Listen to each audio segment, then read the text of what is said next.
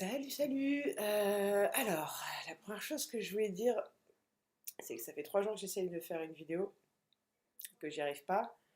Il y a toujours un truc qui vient me déranger, soit le téléphone sonne, soit la porte qui sonne, soit, je sais pas, soit je suis pas contente du résultat, soit je pars en vrille et que je raconte trop de trucs et ça dure des heures, soit j'aime pas ma tête.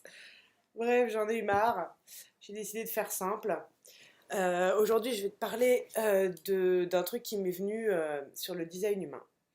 L'idée, c'est qu'en fait, la première fois que j'ai entendu parler donc, du design humain, que je me suis renseignée sur d'où ça vient et tout ça, j'ai lu donc que le design humain, qu'on appelle la science de la différenciation, a été canalisé par un type qui se fait appeler Ra-Uru-U, et qui s'appelle en fait Robert.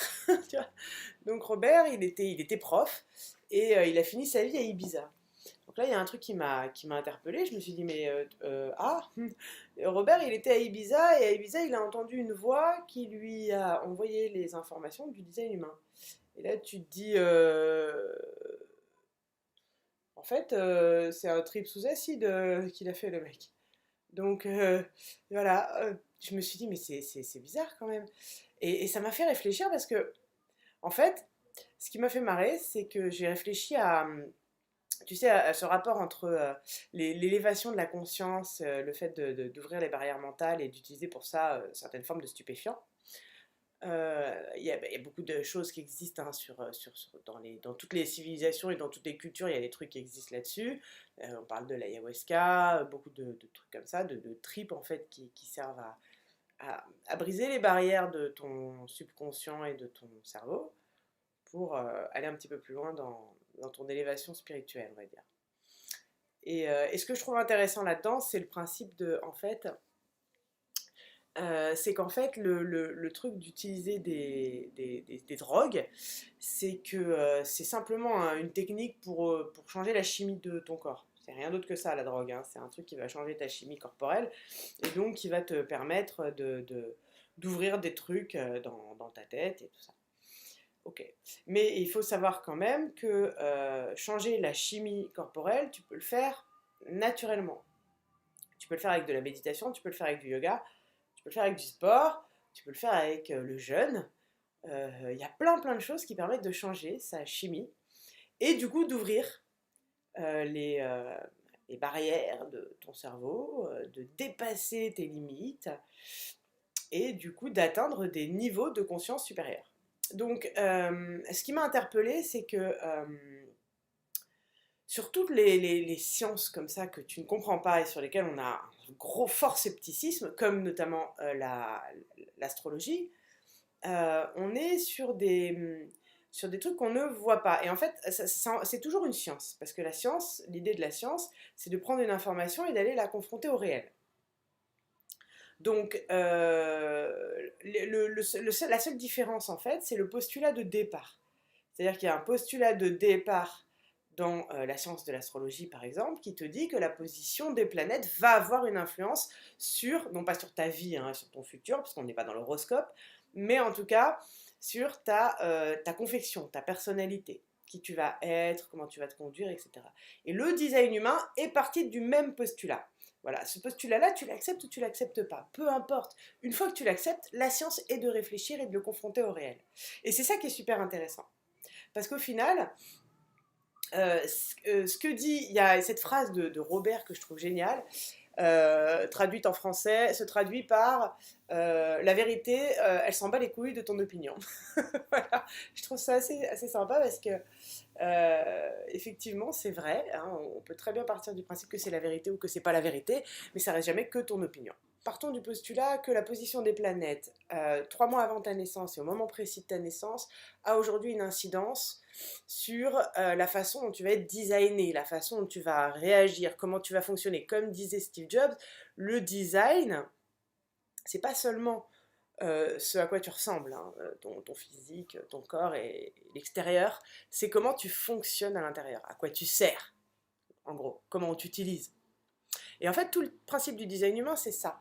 C'est d'apprendre comment tu vas t'utiliser, utiliser qui tu es profondément.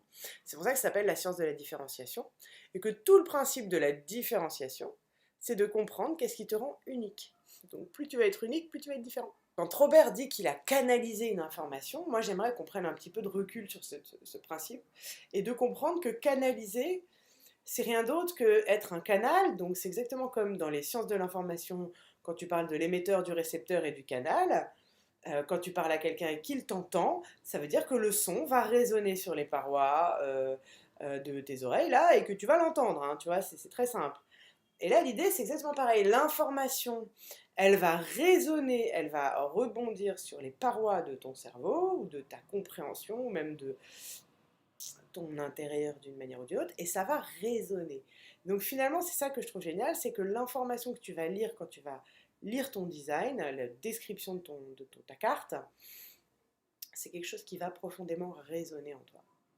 Voilà, c'était pour apporter un petit point de vue sceptique à ces histoires de design humain. Parce que j'adore les trucs perchés, je suis super perchée, je crois aux énergies, je crois très fort à, à d'autres niveaux de conscience et à même d'autres sphères de compréhension du monde. En revanche, j'aime bien les ramener et les confronter au réel, à notre vie de tous les jours. Parce que malgré tout, la vie de tous les jours, c'est pas faire un vœu à l'univers et attendre de voir ce qui se passe. Même si je suis d'accord, l'abeille, elle se demande jamais comment elle va faire pour trouver du pollen, elle va se balader jusqu'à ce qu'elle en trouve. Ok, on peut se balader dans la vie en attendant de trouver.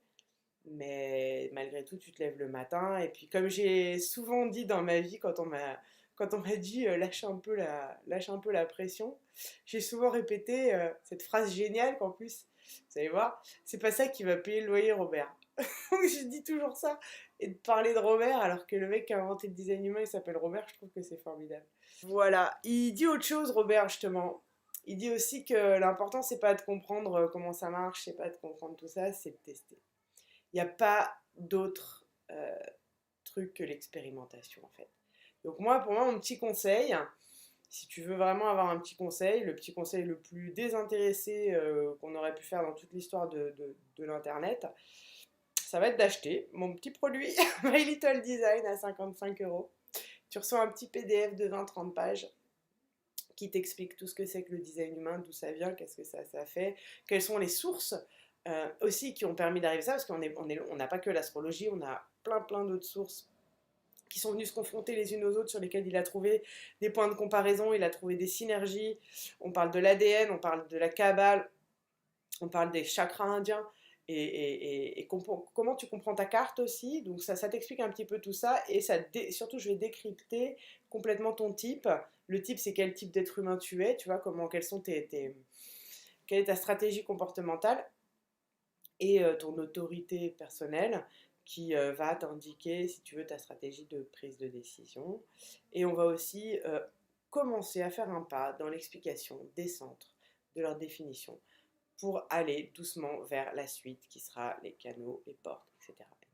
La suite, je te l'expliquerai aussi un petit peu dans le petit livret. C'est un livret PDF. Voilà, il coûte 55 €, il te permet de découvrir la suite. Et je te parlerai un petit peu plus demain du gros produit, mais on n'y est pas aujourd'hui. Donc voilà, t'hésites pas à y aller, à découvrir si vraiment tu as envie. Ça se passe toujours sur garogroup.fr/my little design. My little design, c'est tout collé, c'est tout petit, c'est facile. Je vais te mettre le lien quelque part, je sais pas où. Et c'est cool. Je suis contente. Ah oui, petit cadeau bonus. Tu vois ça? Ça, c'est écrit dans mon design. Pas le fait que j'ai plus de sous, hein, merci. Mais dans mon profil, et ça, c'est un truc que tu découvres dans l'étape design complet, hein, c'est pas un truc que tu vas découvrir là maintenant. Il est dit que je suis faite pour porter des t-shirts à message, que ça fait partie de ma manière de me connecter aux autres. C'est une manière d'attirer l'attention, enfin c'est un petit peu compliqué à t'expliquer comme ça, mais d'attirer l'attention sur un message, parce que ça m'aide à moi passer mon message par ailleurs, comme s'il y avait une force en fait, ça libérait un petit peu d'enjeu. Voilà, c'est plein de trucs comme ça que tu découvres qui sont super intéressants, et j'ai toujours adoré les t-shirts à message, j'en porte depuis toujours, j'en ai même fait pas mal, j'en ai beaucoup fabriqué. Faudrait que je pense à m'y remettre pour les mettre en vente parce que je les trouve géniaux.